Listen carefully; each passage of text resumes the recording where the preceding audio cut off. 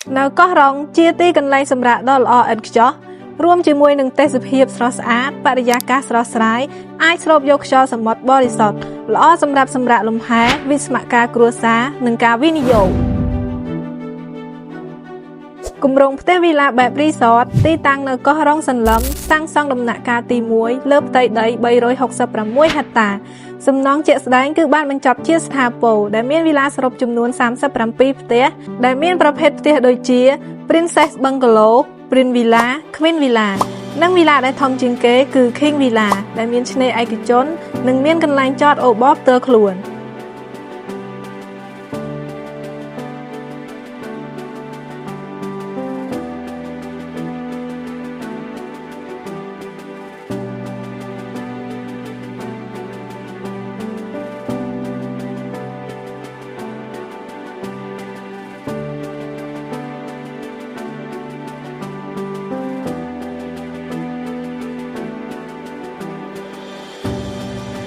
ដើម្បីទទួលបានព័ត៌មានលម្អិតសូមឆាតចូល Page ទំនាក់ទំនងតាមលេខទូរស័ព្ទឬ Link Telegram សូមអរគុណ